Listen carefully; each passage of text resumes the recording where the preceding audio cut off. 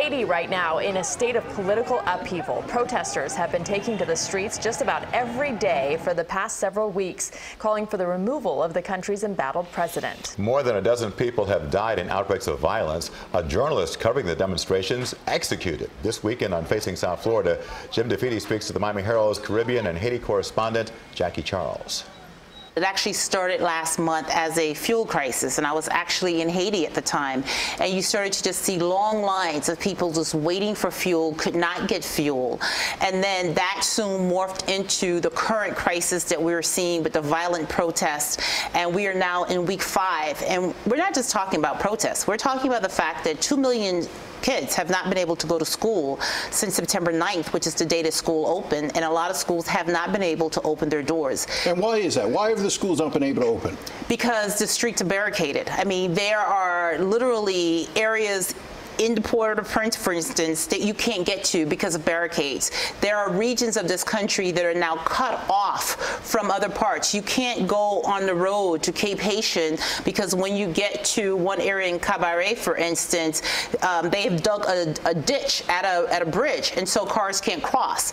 If you're going towards the Dominican border in Malpas, there's a trailer that has basically been put there to stop people from passing. This morning I saw photos in Jacquie where people basically took the equivalent of bed sheets and basically put them across so that people cannot cross those roads. I mean, they are calling for President Jovenel Moïse to step down, and it's not just the opposition parties, civil society groups, human rights groups, students. Food and medicine cannot get to certain places. For instance, if we take a place like Jérémie, which is the western part of Haiti, a gallon of gasoline on the street sells for the equivalent of $16 US.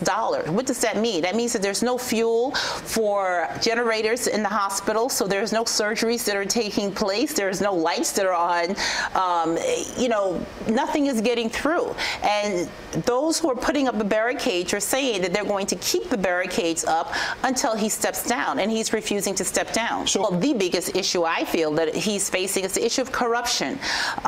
You have a young population in Haiti today, and I don't know whether it's social media or what, but there's an awakening going on, that their threshold for corruption has sort of reached a limit. And they're saying, you know, when we look, for instance, in terms of this Venezuelan aid program, $4 billion that came through the country since 2008, and this is money that could have been used to build this country after the earthquake, and you have a president today who's been implicated in a government audit which says that, you know, you have people who are involved in an embezzlement scheme to defraud the poor.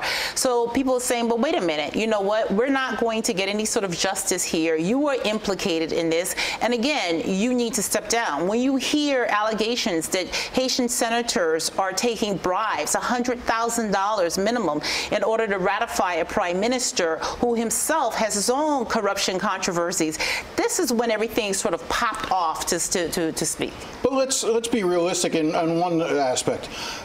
Hearing about Haitian corruption doesn't seem to be a new phenomenon. It's not, but what we never saw before were senators who went on radio and admitted, on the one hand, that they accepted the money, and secondly, that vote buying is a common practice.